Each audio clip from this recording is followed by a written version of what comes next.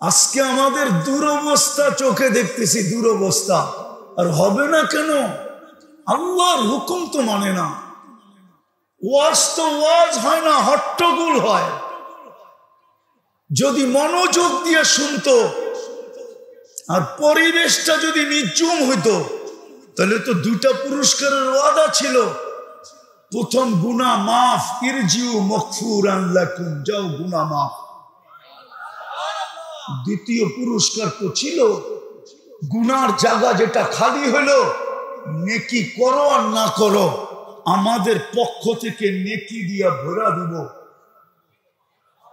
বুদ্দিলা সাইয়্যাতিকুম হাসানাত। কিন্তু ওয়াজ তো ওয়াজ হয় না, শুধু হট্টগোল।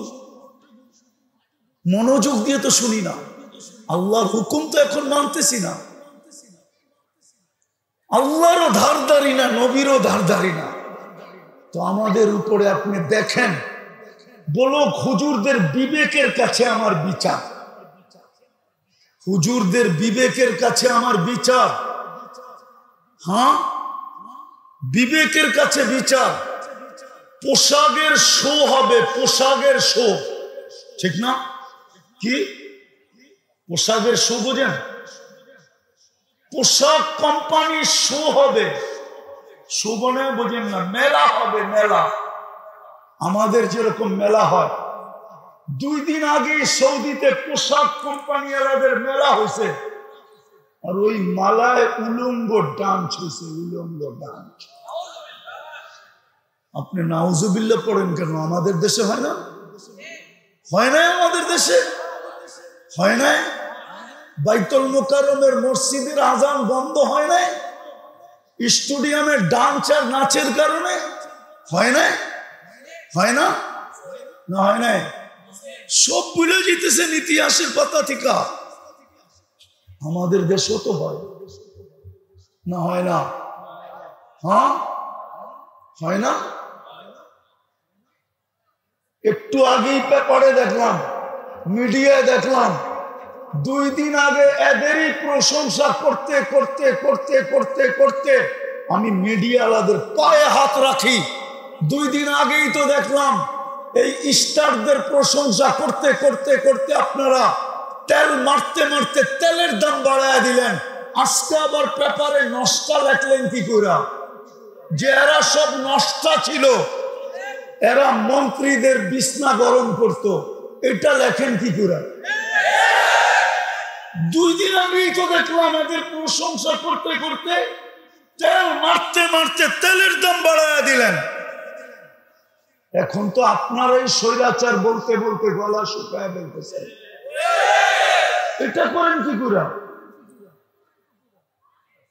আমি বুঝানোর জন্য বলতেছি, ক্রিটিসাইজ না। আজকে আল্লাহ আমাদের উপরে নারাজ, মাইনা নেন আমার কথা। এটা উম্মত। কয়েকজন হুজুর দেখা মনে করেন না, টঙ্গী ইস্তেমা দেখা মনে করেন না যে আল্লাহ পক্ষে চলে আসবে। এটা উম্মত, উম্মত, উম্মত, একটা দল না। এটা উম্মত, উম্মত, উম্মত। বোঝেন না আপনি? চোখের পানি ঝরানো উম্মত এটা। 23 বৎসরের ভিতরে একদিনও চোখের পানি শুকায় নাই। আমার কাছে প্রমাণ আছে। দুনিয়ার থেকে যখন বিদায় নিতেছিলেন তখনও চোখের পানি শুকায় নাই, ঝরতে ছিল। প্রমাণ আছে, কবরে এখনো কাঁদতেছেন। আমি গত 16 আগস্ট ছিলাম মদিনা মুনাওয়ারা। যখনই যেই আমার মন চায়, যদি একবার অনুমতি দিত, আমি রওজা একটু কান পাইতা শুনতাম যে ভিতরে কি বলে। কাঁদে না চিৎকার দেয়? না চিৎকার দিয়ে বলে মা বি উম্মতি, আমার উম্মতের কি হইল? যাদের জন্য আমি 23 বছর চোখের পানি শুকাইতে দিই নাই, যাদের জন্য মৃত্যু লগ্নে দুনিয়ার থেকে চলে যাবে। জিবরিল জিজ্ঞাসা করছে, আতাবকি ওয়া আনতা ইলা রাফিকিল আলা, আপনি তো আল্লাহর সান্নিধ্যে চলে যাবেন, এখনো কাঁদেন কেন? অথচ 6-9 ফ্যামিলির ঘরে বাতি জ্বালানোর মতো তেল ছিল না। ক্ষুধার্ত যেতেছে দুনিয়ার থেকে, ক্ষুধার্ত। হাসান হোসাইন ক্ষুধার্ত, ফাতেমা আলী ক্ষুধার্ত, নয় ফ্যামিলি ক্ষুধার্ত, কারো জন্য কোনো অভিযোগ নাই। বলতেছে জিবরিল ফামান লিবাদিলি উম্মতি, আমার উম্মতকে কে দেখা রাখবে এটা বলো। আবুল সামরকান্দি তো লেখছে, ওলামা মানুক আর না মানুক, আবুল সামরকান্দির কিতাব পড়া দেখেন, শুধু একটা পড়লে পাবেন না, সবগুলা পড়তে হবে আপনাকে। আর আমিও এরকম এক নাসর বান্দা, আমি কিতাবের নাম কাউকে বলি না, কারণ আমি বড় কষ্ট করে খুঁজা বাহির করছি। কেউ বললেই যে বলে দিব, ফোন করলেই যে দিয়া দিব, আমি ওই পাবলিক না। আমার কাছ থেকে আপনি পিটারও কিতাবের নাম বের করতে পারবেন না। আপনি পড়েন, একদিন পাবেন ইনশাআল্লাহ, এটা আমি গ্যারান্টি দিতে পারি। আপনি পড়েন। আবুল সামরকান্দি তো লেখছেন, কবর থেকে যখন উঠবেন, চোখে পানি থাকবে, মুখে চিৎকার থাকবে, জিবরিল চতুর্দিকেই তো ফাঁকা, ময়দান তো ফাঁকা, উম্মত তো দেখি না, উম্মত কোথায়? জিবরিল সান্ত্বনা দিবে, মা সাক্কাল আরদা আহাদুন ইল্লা আনতা, আপনি ব্যতীত জমিনের উপরে কেউ ওঠে নাই, উম্মত কোত্থেকে উঠবে? আপনি শান্ত হন। পরেরটা শুনবেন, আমার জাতিকে তো দেখি এখনই যে অবস্থা দেখতেছি, ইলেকশন তো বহুত দূরে, ঠিক না? হ্যাঁ, এখনই তো অবস্থা অন্যরকম না? কি কন? ইলেকশন আইলে তো আরো দেখবো, ঠিক না? অতীতেও তো দেখছি, ঠিক না? ইউনিয়ন পরিষদের একটা চেয়ার পাওয়ার জন্য মরতে রাজি ছিল, মারতে রাজি ছিল। কত বাচ্চা এতিম হয়ে গেছে, কত নববধূ বিধবা হয়ে গেছে। আপনার নবীজি তো কিয়ামতের দিন মাকামে মাহমুদ পাবে। ওলামা বলুক তো, বৈশা দেখবি কিনা চেয়ারটা কিরকম বানাইছে, বলুক না। চেয়ারে তো বসবেন না। দুটা জবাব দিছে, আমি বসলাম, চেয়ার যদি আমাকে উড়ায় নিয়ে জান্নাতে চলে গেল, আমার উম্মতের কি হবে? দ্বিতীয় জবাব দিছেন, আমি তো চেয়ারে চেয়ার আমার মানি, আমি হাত রাইখা প্রমাণ করলাম এটা আমার, কিন্তু আমি বসবো তো বসবো কি করে? উম্মতকে তো বইলা আসছি মাওয়াইদুকুমুল হাউজ, হাউজে সাক্ষাৎ হবে, আমি হাউজে যে অপেক্ষা করব, উম্মত যেন আমার অপেক্ষা না করে। আসতে দেরি, আমি পিপাসিত উম্মতকে পানি পান করাইতে দেরি করব না, আমি হাউজে ছুটা যাব, উম্মতকে পানি পান করাবো, আবার আমি মিজানে ছুটা যাব। পাল্লা যদি সামনে না ঝোঁকে, তো আপনার প্রতিশ্রুতি আছে সাউতুতা, আমাকে চাইলে দিবেন, আমি চাওয়ার হাত উঠায় দিব। আপনি বলে দিচ্ছেন আমাকে শাফি তু শাফা, সুপারিশ করলে মঞ্জুর করবেন, আমি ওইখান থেকে সুপারিশ করতে শুরু করব। আমি মিজানে দৌড়াবো, আমি বসবো তো বসবো কখন? তৃতীয়, আমি পলসেরাতের ওইখানে চলে যাব। উম্মত যদি পার না হইতে পারে, তো দুরুদের গাঠি মাথায় দিয়া পার করাইয়া দেব।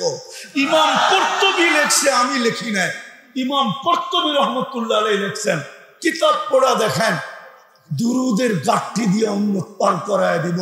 আমি 3 জায়গায় ছড়তে থাকবো, আর চিৎকারের মাধ্যমে আপনার রহমতের সমুদ্রে তরঙ্গ উঠাইতে থাকবো।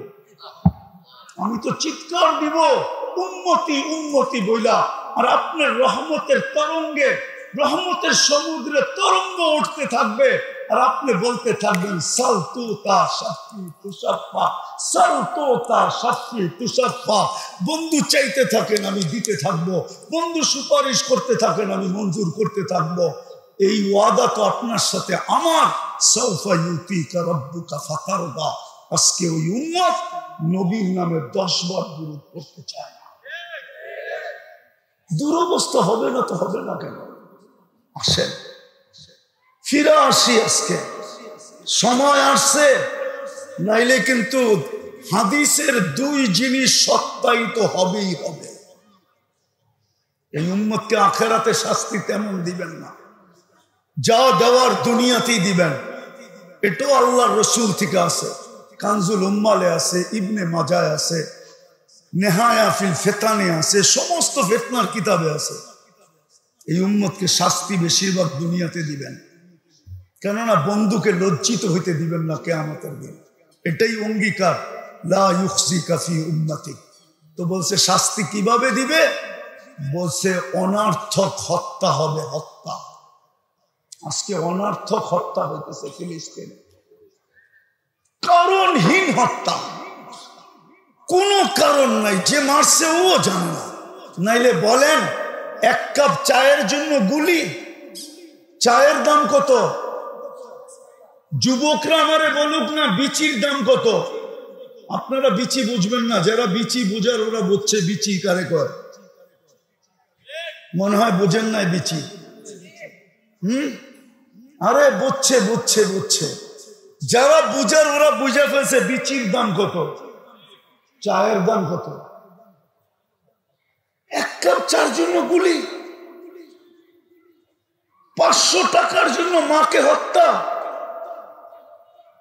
যদিও এটা ভুল প্রমাণিত হয়েছে, কিন্তু হযরতপুরেরটা ভুল ছিল না। 5-7 বছর আগে ঈদের দিন সকালে বাপের কাছে 500 টাকা চাইছে, দেয় নাই, গুলি করে দিছে। হযরতপুরে যে জিজ্ঞেস করে আসেন, বেশি দূরে না। ওই উম্মত, এই জন্য আসেন আজকে তওবা করি, তওবা।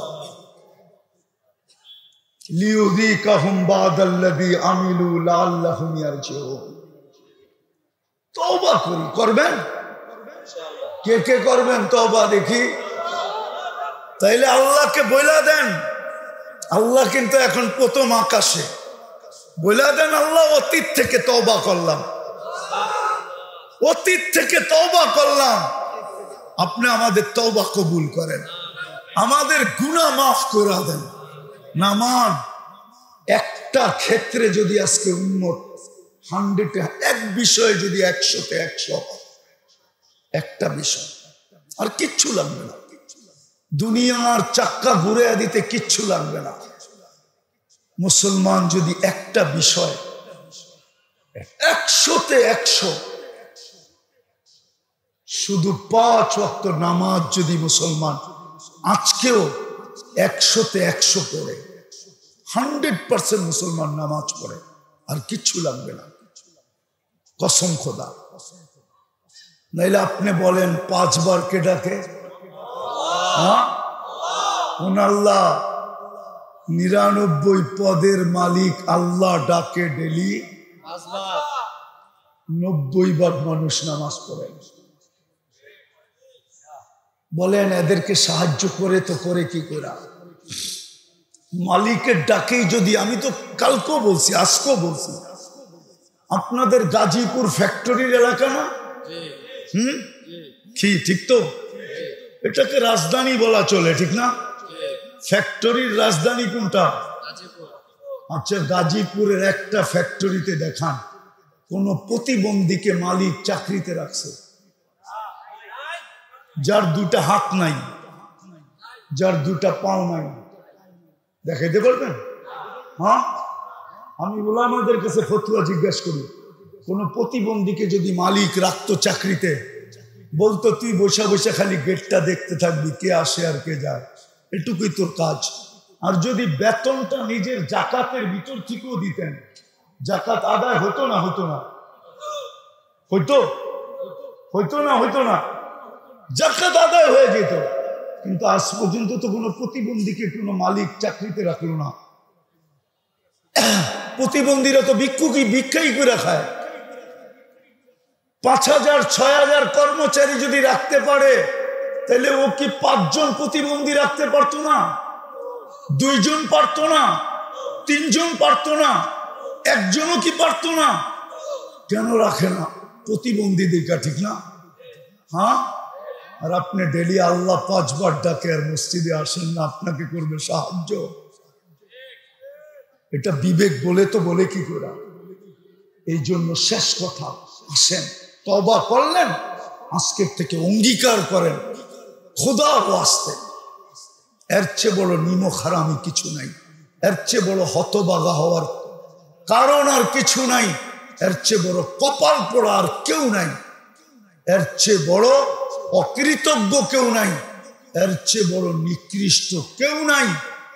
আব্দুল কাদের জিলানী রহমতুল্লাহ আলাইহির কথা মতো আজানের আওয়াজ শুনলো আর নামাজের জন্য দাঁড়াইল না।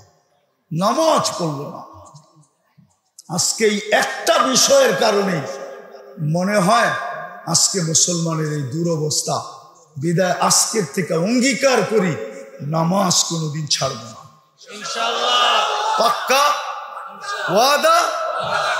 না না, ওয়াদা করলে নামাইতে দিব, ওয়াদা। আল্লাহ আমাদেরকে আমল করার তৌফিক দান করেন। 200 কোটির উপরে হলো মুসলমান। দেন দিয়া কেননা কথা এইখান থেকে আসে না, কথা এইখান থেকে আসে, কথা কিন্তু এইখান থেকে আসে না। এখান থেকে বোঝেন, কথা মনের ভিতর থেকে আসে না, কথা তো ওইখান থেকে আসে। এই জন্য ওনার হুকুম যতক্ষণ না মানব ততক্ষণ কিন্তু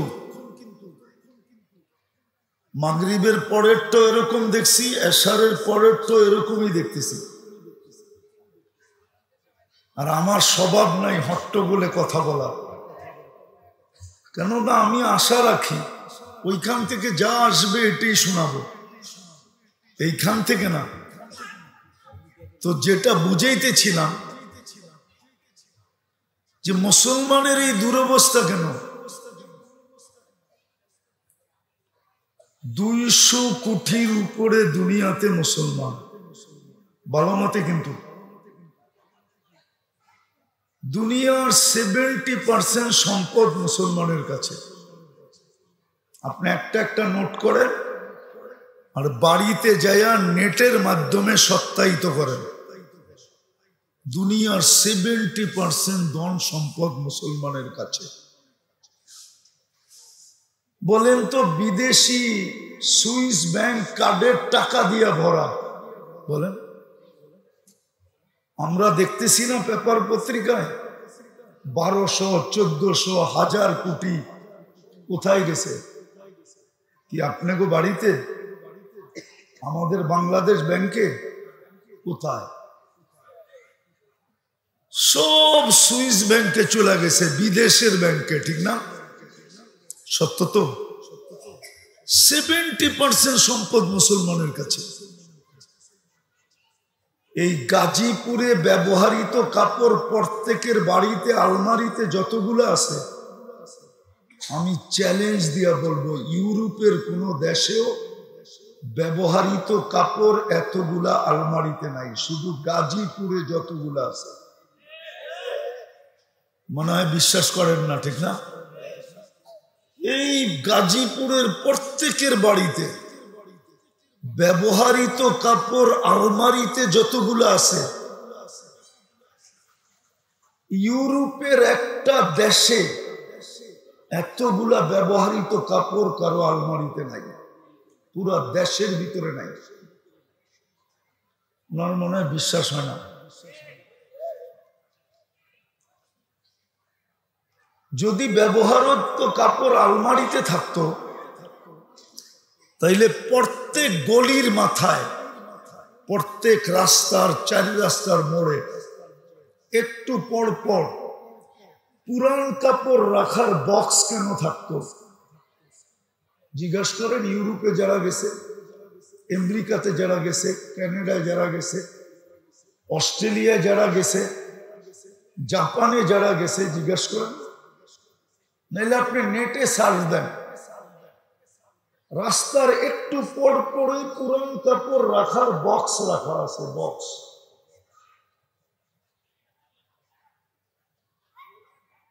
তাহলে পুরান আমাদের দেশে তো একটা বক্স নেই, কেননা সব কাপড় কোথায়? আলমারিতে, ঠিক না? এই জন্য বক্সের প্রয়োজন হয় না, কেননা ওদের কাপড় আলমারিতে থাকে না, যা থাকে তা ব্যবহারেই থাকে। পুরান হয় বক্সে নিক্ষেপ করে। তো মুসলমান সবচেয়ে বেশি কাপড় পরে, মুসলমান সবচেয়ে বেশি খায়। মুসলমানের মতো আইটেম দুনিয়াতে কেউ খায় না। এত আইটেম যে দুনিয়াতে হয় এটাই জানে না। ও কামাবে না খাবে? কামাবে না খাবে? ওইখানে তো স্বামীর বিল স্ত্রী দেয় না, স্ত্রীর বিল স্বামী দেয় না। বলুক কেউ, প্রমাণ দেখ যে স্বামীর বিল স্ত্রী দেয়, স্ত্রীর বিল স্বামী দেয়, বন্ধুর বিল বন্ধু দেয়। এইখানে তো 14 তারিখে শুধু ফুল দেয় না, গাজীপুরের হোটেলগুলা সব আগের থেকেই বুক থাকে। শুধু ফুল দেয় না, হোটেলে নিয়ে খাওয়ায়। আবার জিজ্ঞাসা করে তোমার আম্মা কি পছন্দ করে, আব্বা কি পছন্দ করে, ভাই বোন কি পছন্দ করে, সবার জন্য পার্সেলও দেয়। আস্তে আস্তে আস্তে, এখনো শেষ হয় নাই। পারে না শুধু কলিজাটা বাইর করে বুনা করে দিয়ে দিতে, তারপরও যেন একটু লেখা দেয় I.U, শুধু এতটুক লেখানোর জন্য। মনে হয় বোঝেন না? I.U এতটুক লেখানোর জন্য ফুল দেয়, খাওয়ায়, সবার পছন্দ মতো পার্সেল দেয়। জিজ্ঞেস করেন যুবকদেরকে যায় কি দেয় না?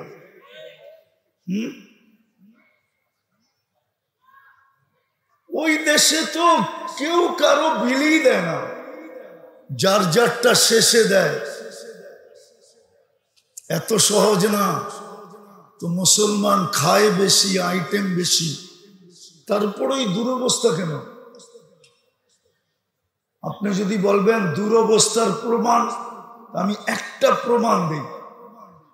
যদি দুরবস্থাই না হইতো মুসলমানের, আরেকটা রয়ে গেল, তারপরে যাই।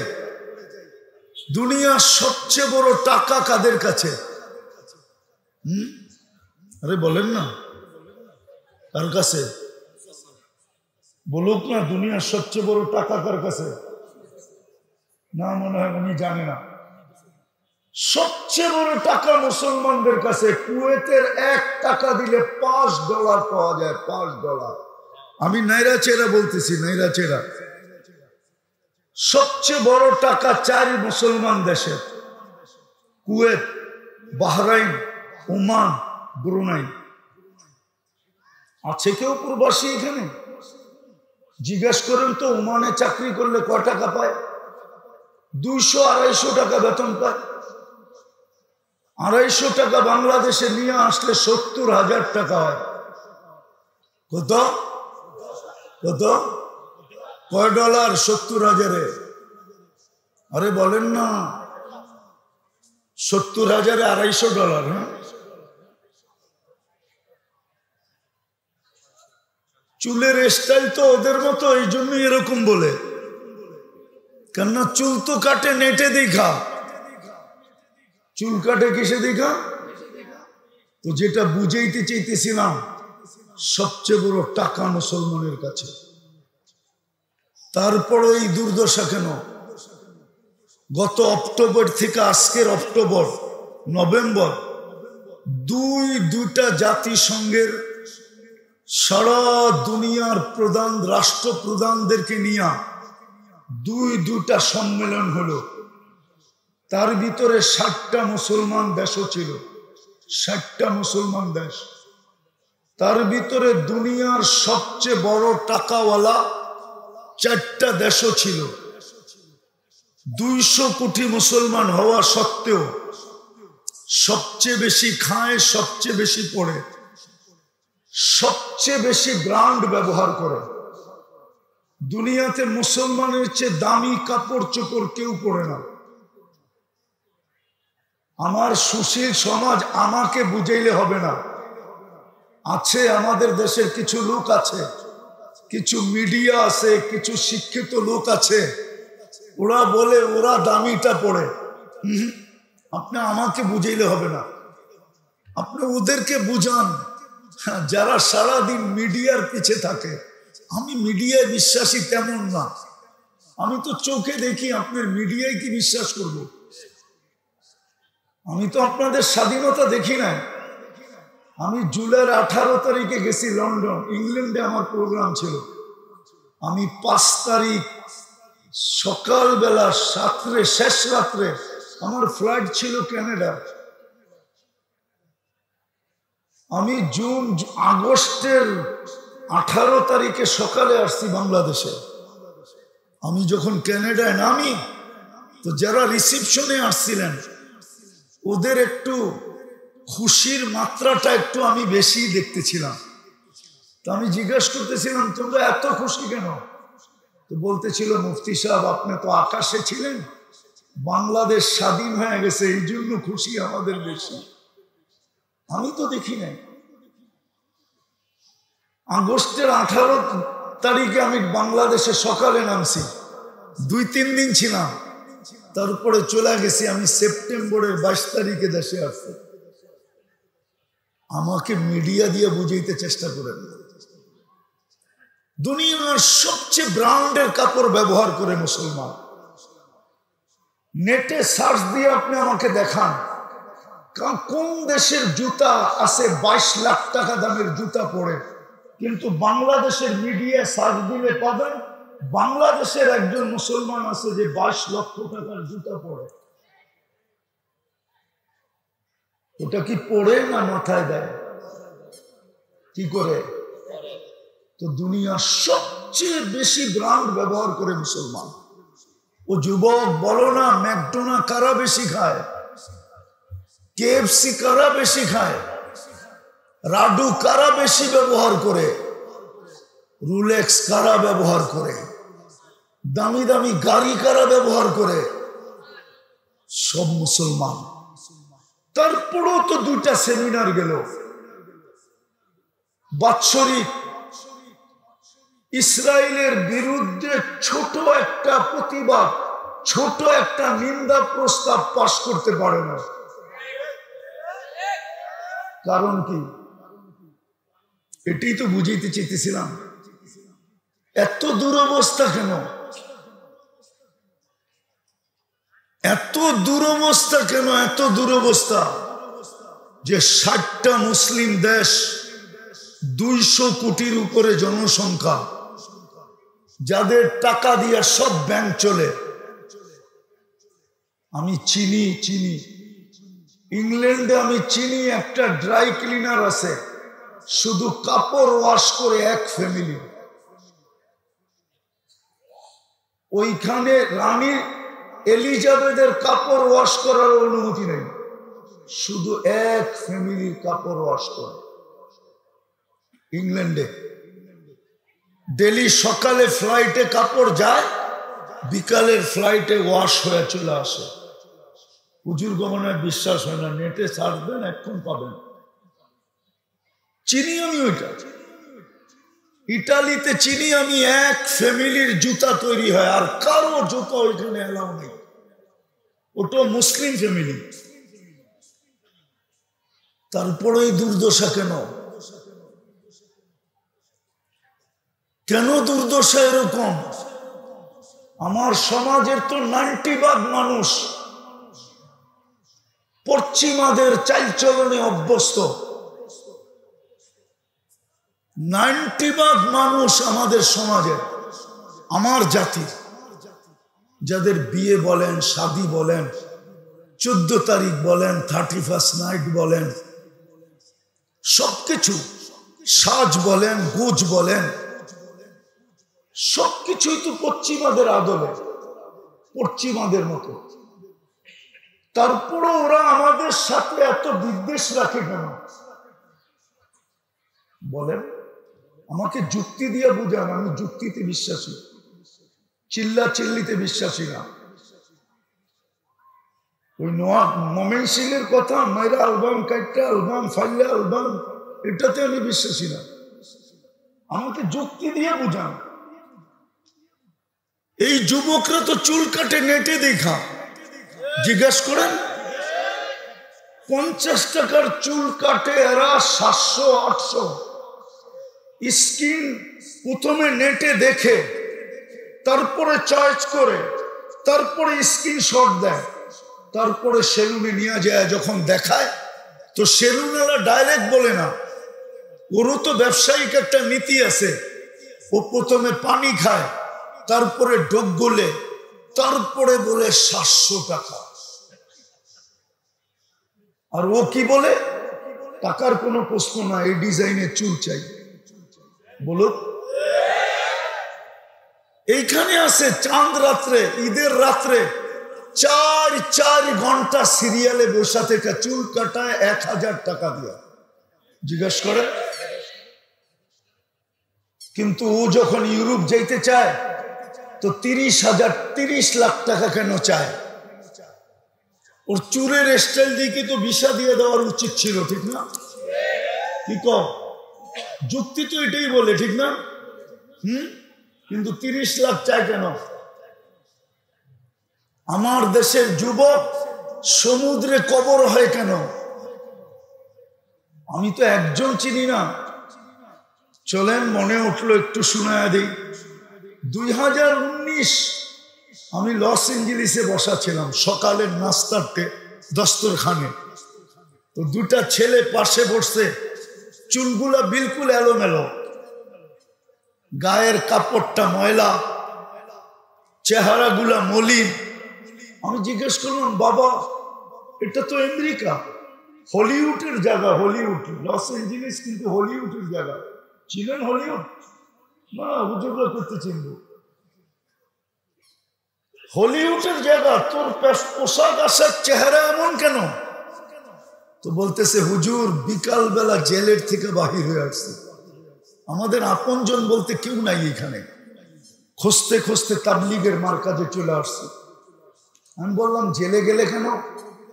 বলছে, মেক্সিকো দিয়া ঢুকতে ছিলাম, তো পুলিশের হাতে পড়ে গেছি, জেলখানায় নিয়ে গেছে, 3 মাস পরে বাহির হলাম। কেস চলতে থাকবে, যদি জিততে পারি তাইলে থাকতে পারবো, নাহলে চলে যেতে হবে। তা আমি বললাম, তুমি মেক্সিকো দিয়ে আসলে কি করে? মেক্সিকো কোথায়, বাংলাদেশ কোথায়? তো বললো, আমি প্রথম ভেনিজুয়েলায় আসছি, আরো 8 থেকে 10টা দেশ টপকাইতে টপকাইতে আমি মেক্সিকো দিয়ে ঢুকছি। জিজ্ঞাসা করলাম, কত টাকা দিয়ে আসলে? বললো, হুজুর 25 লক্ষ টাকা। ভালো মতে শুনেন কিন্তু, সামনে মজারটা সামনে। আমি বলতেছিলাম, তোমরা দুজনই ছিলে? বলছিল, না আমরা টিম ছিলাম। আমি জিজ্ঞাসা করলাম, বাংলাদেশি কয়জন ছিল? যে আমরা এই টিমে 3 জন ছিলাম। আমি জিজ্ঞেস করলাম, আরেকজন কোথায়? ওরা যে চোখ দিয়ে পানি পড়তেছে, আমি তো খাইতেছি আর জিজ্ঞেস করতেছি, এটা আমি খেয়াল করি নাই। পরে যখন তাকাইছি তো দেখতেছি চোখ দিয়ে পানি পড়তেছে। আমি জিজ্ঞেস করছি, কাঁদো কেন? বলছে, হুজুর অনেক দিন একসাথে ছিলাম, তো ও মেক্সিকোর জঙ্গলে হারায় গেছে, জানি না ওর পরিণতি কি করছে।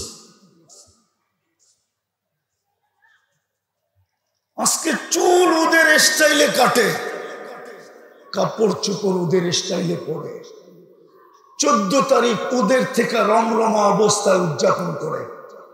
আমি তো 14 তারিখ আমেরিকাতেও দেখছি, বাংলাদেশের মতো তো এরকম মাতাল হওয়া দেখি না। না যুবতীরা মাতাল, না যুবক মাতাল। ওইখানে তো একজনে আরেকজনের সাথে দেখা হইলে হয়তো গালে গাল লাগাইলো আর এতটুক বলে দিল, ইউ আর মাই হানি, তুই আমার মধু, কাহিনী শেষ। এইখানে তো যুবক সারাদিন ফুলও দেয়, একটু আগে বললাম না, হোটেলেও খাওয়ায়, আবার পার্সেলও বাড়িতে পাঠায়। 31st নাইট তো আমি অস্ট্রেলিয়ায় দেখলাম, বাংলাদেশের মতো তো মাতলামি দেখলাম না। জিজ্ঞাসা করেন অস্ট্রেলিয়ায় ফোন করে, শুধু নির্দিষ্ট জায়গা ব্যতীত তো কোথাও দেখলাম না কিছু।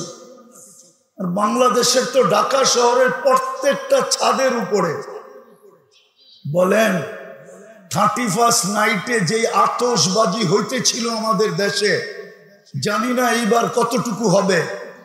যা আতশবাজি হইতেছিল 31st নাইটে, ওই টাকাগুলা যদি জমা হইতো তাহলে আমার বিশ্বাস কোনো একটা থানার যদি নাও হইতো তাইলে একটা ইউনিয়নের দারিদ্রতা দূর করা সম্ভব ছিল না? ছিল না?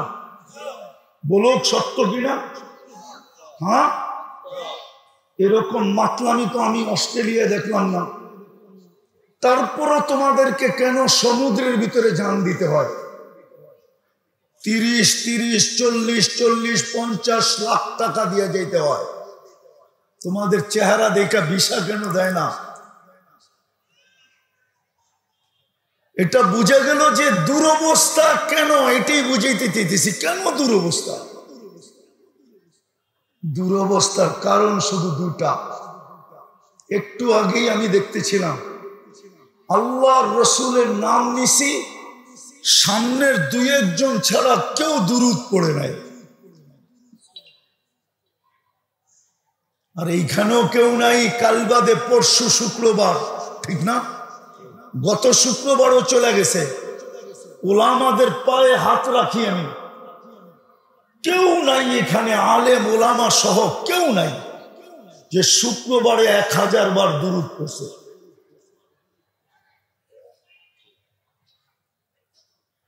সামনের মজমায় কেউ নাই যে গত শুক্রবারে 200 বার দুরূদ পড়ছে। কোন যুবক নাই যে 10 বার দুরূদ পড়ছে, 10 বার।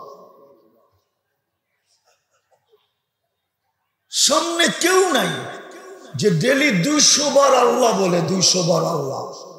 কি একজন যুবক নাই যে ডেলি 10 বার আল্লাহ বলে, 10 বার। যুবক, তোমাকে যৌবন দিয়া সাজাইছে কে? তোমাকে যদি যৌবন দিয়া না সাজাইতো তো কেউ তোমাকে দেখা মুস্কি হাসি দিত? বলো, আজ পর্যন্ত তৃতীয় লিঙ্গকে দেখা কে চোখ টিপি দিছে? দিলেও ওরকম একটা তৃতীয় লিঙ্গ আলাই দিছে। দিলেও কে দিছে? কে দিছে?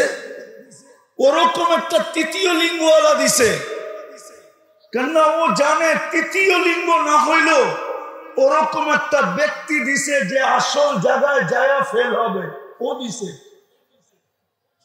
আসল জায়গায় গেলে ও ধরা পড়া যাবে যে এইটাও তো তৃতীয় লিঙ্গ না হইল তৃতীয় লিঙ্গের কাছাকাছি। মনে হয় বুঝাইতে পারি না, লাউড স্পিকার বহু দূর। ও ব্যতীত ওকে দেখা কোনো বড় যৌবনওয়ালা হাট্টা গাট্টা ও হাতে আরে বলো না কে দিছে? এই জন্যই তো আল্লাহ বলে, আমা তাই তো কাহিনানে তান্দুর বিহা, তোকে কে দুটা চক্ষু দেই না যেটা দিয়ে তুই দেখিস। আমা তাই তো কাউদুনানে তাসমাউ বিহা, দুটা কান কি দেই না যেটা দিয়ে তুই শুনিস। আমা আতাই তো কালিসানান তানতিকু বিহি, বাকশক্তি কি আমি দেই না যেটা দিয়ে তুই বলিস। আমা আতাই তো কা আকলান তুমাইয়িজু বিহি, মগজ কি আমি দেই না যেটা দিয়ে তুই ভালো মন্দ বুঝিস। আমা আতাই তো কা কলবান তাতাফাক্কারু বিহি, দিল কি আমি দেই না যেটা দিয়ে তুই চিন্তার বোঝা উঠাস। আমা আতাই তো কা ইয়াদানে তাফতিশু বিহা, দুটা হাত কি দেই না যেটা দিয়ে তুই কর্ম করিস। আমা আতাই তো কা রিজলানে তামশি বিহা, দুটা পাও কি দেই না যেটা দিয়ে তুই চলিস। আমা কুনতা সগীরা, তুই কি ছোট ছিলি না? ফামান কাব্বারাক, বল তোকে বড় করলো কে? আমা কুনতা দাঈফা, তুই কি দুর্বল ছিলি না? বল ফামান কাওয়াকা, তোকে সুঠামত্ব কে দিল? আমা কুনতা জাহিলা, তুই কি অজ্ঞ ছিলি না? বল ফামান আল্লামা, তোকে এডুকেটেড কে বানাইলো? আমা কুনতা মিসকিনা, তুই কি মার পেটের থেকে নিশ্চয় আসিস না? বল ফামান আগনাকা, তোকে স্বয়ং সম্পূর্ণ কে করলো? এই জন্যই তো আল্লাহ বলে, ইলা আইন মান আরাদা আন্নি নাদাইতুহু মিন কারিব। আল্লাহ বলে, যুবক যখন যৌবন পায়া আমার থেকে বিমুখ হয় তো আমি কাছের থেকে আইসা যুবককে বলতে থাকি, যুবক, ও যুবক, তোকে যৌবন কে দিল? টাকালাকে বলি, তোকে টাকা কে দিল? সুপসীকে বলি, তোকে রূপ কে দিল? সম্পত্তিওয়ালাকে বলি, তোকে সম্পত্তি কে দিল? ফ্যাক্টরিওয়ালাকে বলি, তোকে ফ্যাক্টরি কে দিল? ক্ষমতাওয়ালাকে বলি, তোকে ক্ষমতা কে দিল? কোরআনও তো বলে, হাল আতা আলাল ইনসানি হিনুম মিনাদ দাহর লাম ইয়াকুন শাইআম মাযকুরা, একদিন তো আলোচনাই ছিল না, অস্তিত্বই ছিল না, আলোচনা করতে হবে। আল্লাহ তো বলে কুনতা মা আম্মাহিনা, তুই নিকৃষ্ট একটা পানির ফোঁটা ছিলি। ফাজআলতুহু দামা, আমি তাকে রক্তে রূপান্তরিত করছি। সুম্মা মজগা, পরে রক্তপিণ্ড। সুম্মা ইযামা, পরে কঙ্কাল। ওয়া কাসাইতু আলাইহি লাহমা, এর উপরে গোশতের আর চামড়ার আবরণ চড়াইয়া দিছি। কুনতা সগীরা, বড় ছোট ছিলি। ফাকাব্বারতু, কুনতা দাঈফা, বড় দুর্বল ছিলি। ফাকাওয়াইতু, তোকে সুঠামত্ব দিছি। কুনতা জাহিলা, অজ্ঞ ছিলি। ফাআল্লামতু, আমি তোকে শিক্ষা দিলাম। কুনতা মিসকিনা ফাআগনাইতু, তুই বড় নিশ্চয় ছিলি, আখের তোকে স্বয়ং সম্পূর্ণ করলাম। ফাইলা আইন, কোথায় চললি? চললি কোথায়? ও যুবক, ভাবো না তোমাকে যৌবন কে দিল? নারী ভাবুক না নারীত্ব কে দিল? পুরুষ ভাবুক না পুরুষত্ব কে দিল? মানুষ হিসাবে কে নির্বাচিত করল? মুসলমানের ঘরে কে অস্তিত্ব দিল? উম্মতে মুহাম্মাদি কে বানাইল? একটা দিয়া বুঝাইতে চাই। আদম আলাইহিস সালাম বলতেছিলেন, ফুজ্জিলা উম্মতে মুহাম্মদ আলাইয়া বিআরবাইন, চার জিনিস দ্বারা আমার উপরে উম্মতে মুহাম্মদীকে ফজিলত দিয়েছেন। আমি একটা শোনাবো, একটা বুঝানোর জন্য। আদম আলাইহিস সালাম বলতেছিলেন, একটা ভুল করতে দেরি আমাকে জান্নাত থেকে বাইর করতে দেরি করে নাই। একটা কি ভুল না গুনাহ? ভুল। একটা ভুল করতে দেরি আমাকে জান্নাত থেকে বল করতে দেরি করেন না। দেরি করছেন নাকি? হ্যাঁ, সত্য তো, ভুল বলতেছি না তো। কিন্তু উম্মতে মুহাম্মদী সারা দিন গুনাহ করবে। কি করবে? কি? সারাদিন গুনাহ করবে। রাত্রে নিজে ডাইকা ডাইকা আইনা মাফ কইরা জান্নাত হাতে উঠায় দিবেন। মনে হয় বুঝাইতে পারি না। রাত্রে নিজে ডাইকা ডাইকা আনবে, হাল মিন মুস্তাগফির, ডাইকা ডাইকা আনবে, আর আইনা মাফ কইরা জান্নাত হাতে উঠায় দিবেন। ওই উম্মত আপনাকে কে বানাইল? আজকে তো একবার ডেলি দুরূদ পড়ে না। আপনি এক রাত্র 83 বৎসর কার কারণে পাইলেন? এক রাত্র যে 83 বৎসর, এটা কার কারণে পাইলেন? কার সুবাদে পাইলেন? বলেন। মুহাম্মাদুর, পুরাটা বলেন। মুহাম্মাদুর 120 নেকি পাবেন, 120 নেকি ওনার কারণে পেয়েছেন। আপনি যে বাছাইকৃত হইলেন কার কারণে? আপনি বাছাইকৃত বুঝেন? কিছু লোক আছে এখনো সারা বাজার ঘুরা তারপরে একটা কিনে। সারা বাজার, আপনিও তো বাছাইকৃত। সমগ্র মানুষের ভিতর থেকে, আমি আমারটা বলি আপনাদেরটা বাদ, সমগ্র মানব জাতির ভিতর থেকে আমি যখন কুদরতি হাতে উঠছি, তো আল্লাহ বলছে তোরে উম্মতে মুহাম্মদী বানাবো। এরকম প্রত্যেকেই তো বাছাইকৃত। কার কারণে? হায় হায়, যেই রসুল আরশে যায় উম্মতকে ভুলল না। গাজীপুরের ওলামা আমাদেরকে পায়ে হাত রাখি বলুক, কোন উম্মত 1500 বৎসর পর্যন্ত বেঁচে ছিল, অস্তিত্বে ছিল কিনা বলুক। কোন উম্মতকে 15 বৎসর পর্যন্ত আল্লাহ সুযোগ, 1500 বৎসর পর্যন্ত সুযোগ দিছিলেন কিনা বলুক। একজন বলুক। 1500 বৎসর। আজকে হিজরি হইল 46, 1446, যোগ করেন আরো 13 বৎসর, কত হলো? আরে বলেন না, কত? 59। আরো যোগ করেন 40 বৎসর 6 মাস 10 দিন, কত হইল? 1500 কিছু বছর হয়ে গেছে, ঠিক না? নবীজি দুনিয়াতে যেদিন পা রাখছেন ওই দিন থেকে 1500 বছর হয়ে গেছে। কোন উম্মতকে সুযোগ দিছে কিনা?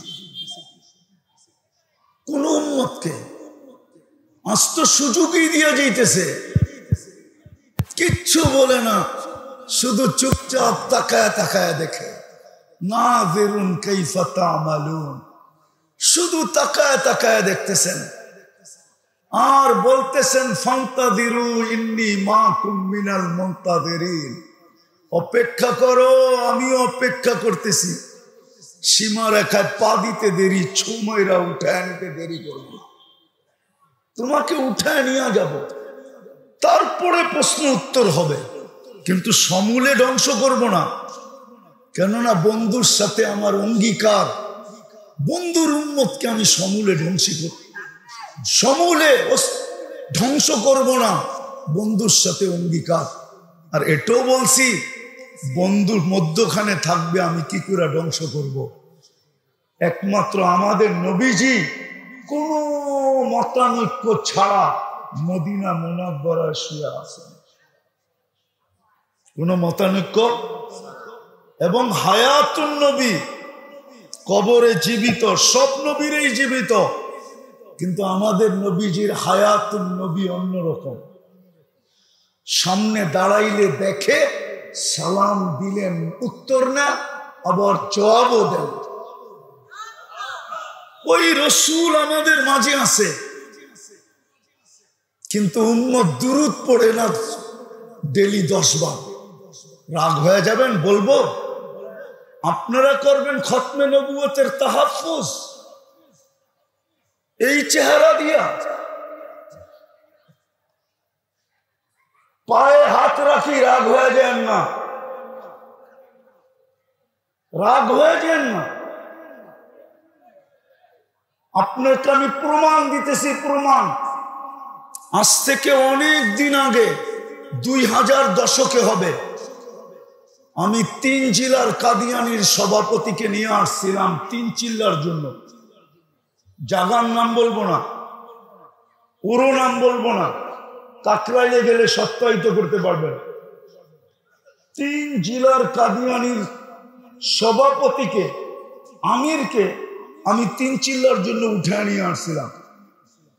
সারা রাত্র পাশের ছিটে ছিল, আর সারা রাত্র কাঁদতে ছিল, আর বলতেছিল মুফতি সাহেব, আমার জানা ছিল না আমার নবীর এত বড় মর্যাদা, আমার জানা ছিল না আমার নবীর এত বড় শান, আমার জানা ছিল না আমি নবীর এতটুকু প্রয়োজন রাখি।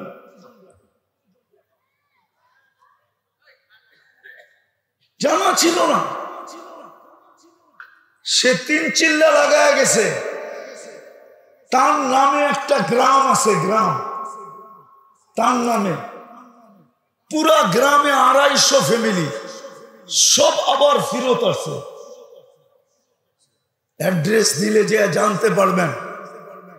ওকে যেদিন উঠায় নিয়ে আসি, ওই দিন ওই এলাকায় গরু কেটা দাওয়াত খাওয়ানো হয়েছে।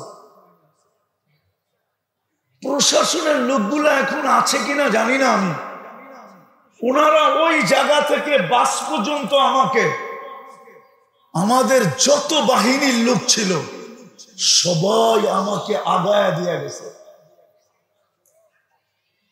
সত্য তো এটাই। নবীর শান্ত জানে না আমার সমাজ, প্রয়োজনীয়তা জানে না যুবক।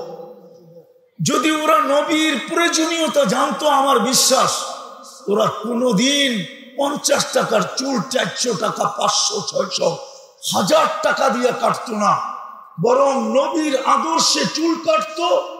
আর ভাবতো এটা তো কাটাইতাম 700 দিয়া, কাটাইলাম আমি 50 দিয়া, 650 টাকা দিয়ে ওই মিষ্টি কিনতো, আর বন্ধুদের ভিতরে মিষ্টি বিতরণ করতো। বন্ধুরা যদি বলতো তুই চুল কেটে কেন মিষ্টি বিতরণ করিস, তো বলতো এই খুশিতে করতেছি যে মুহাম্মদুর রাসূলুল্লাহর আদর্শে আমি চুল কাটছি, প্রত্যেকটা চুলের বদলায় আমি সওয়াব পাবো। আর কাল কিয়ামতের মাঠে যখন দেখা হবে, তো আমি সর্ব আগে হাত পাতবো নবীজি যদি বলে তুই হাত পাতিস কেন, তো হাসি দিয়া বলবো পাকবো না, তো পাকবো না কেন? জীবন বলতো আপনার আদর্শে চুল কাটছি, হাউজে কাউসার পান করাইয়া দিয়েছেন, পিপাসা দূর হয়ে গেছে, এটা তো সত্য। কিন্তু আমাকে চুল কাটার বিনিময়ে কি দিবেন? দেন না। তাহলে আমার যুবক তো চুল কাটতো নবীর আদর্শে, এত পোশাক পরতো নবীর আদর্শে, মা বোনরা সাজগোজ করতো। রাগ হয় না, আমার মনের ব্যথা বলতেছি। আজ পর্যন্ত চিৎকার দিতেছি বটে, বাংলাদেশে কোনো হুজুরের বড় চিঠি পাই নাই যে হুজুর আপনি এত চিৎকার দিতেছেন, আমার বাসর রাতের শ্বাসটা ফাতেমার মতো ছিল। আজ পর্যন্ত আমি প্রমাণ পাই না। কারো বাসর ঘরের সাজই তো ফাতেমার মতো ছিল না। ফাতেমা কি বাসর ঘরের সাজে নাই? আরে ফাতেমা রাদিয়াল্লাহু তাআলা নাকি সাজে নাই? উলামা বলুক না সাজে নাই? না, হুজুররা হাসে, কিছুই বলে না। সাজছিলেন না? সাজছিলেন না? হ্যাঁ, কিতাবে নাই। তাহলে আমার সমাজের কোন মেয়ে তো বাসর রাত্রে ফাতেমার মতো সাজে না। আপনি বলবেন সাজলে কি হতো? কিয়ামতের দিন যখন আল্লাহ ফাতেমা রাদিয়াল্লাহু তাআলা আনহার হাতে জান্ডা দিবেন আর বলবেন তোর মেয়েদেরকে ডাইকা নে, তাহলে আমার দেশের মেয়েটাও তো যে পাছে দাঁড়াইতে পারত। ফাতেমা যদি জিজ্ঞাসা করতেন তুই দাঁড়াইলি কেন, তো বলতে তো পারতো যে আমার কাছে কিছু নাই বটে, আপনার পাশে দাঁড়ানোর মতো আমি যোগ্য না, আমার কাছে কিছুই নাই, কিন্তু আমার বাসর ঘরের শ্বাসটা আপনার মতো ছিল, এই জন্য আপনার পাশে দাঁড়াইলাম। জান্নাত তো আপনার হাতে, হুকুম তো হতেছে আপনাকে জান্নাতে যাওয়ার জন্য, আমাকে যদি একটু এই সুবাদে সঙ্গে নিয়ে বলতে পারতো না? পারতো না? কিন্তু আমার দেশের মা বোনরা তো সাজে না।